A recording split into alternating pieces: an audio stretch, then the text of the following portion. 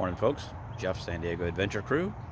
Another video. This one's going to be a little bit more Jeep specific. So it's been a while since I've owned the Rubicon. Figured I'd do a little update here, a little bit of walk around, show you some things on the rig.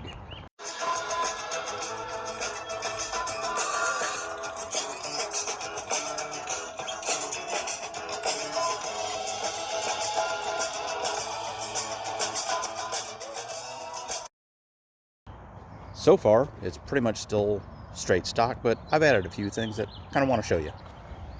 Let's start with probably one of the most interesting things that's been talked and discussed on Jeep 4-door Unlimiteds is, can you get away with adding a third row seat? And clearly, looking at this one, you can. So this is basically a seat that is designed for or can be replaced for a Jeep TJ that fits just fine in the back of a JK or a JL. Now, if you are fortunate enough to have a JL that has cargo rails in the back, these things bolt straight down to where the cargo rails are. And you can come up with your own fastening system if you want to. I've created mine out of 1-inch stock steel tube. And then I also clamped it down to the rail, holding it down so I can still, if I want to, unloosen the clamps and still get at the access storage area. Seat belts fastened down to the bottom, 4-point harness for the grandkids. Not a whole lot of leg room in the back, but they're little people, so not that big a deal. So there's an option for you if you want to add a third row seat to your 4-door Unlimiteds. Next thing I can show you is I added a roof rack system for putting paddleboards or surfboards up on the top. It's a pretty simple system that bolts into factory holes right here in the roll cage. It's just an eye bolt going into that hole with, again, 1-inch steel tubing going across. And then on top of that steel tubing, I've got a wooden 2x2. It's covered in tape just so it looks prettier.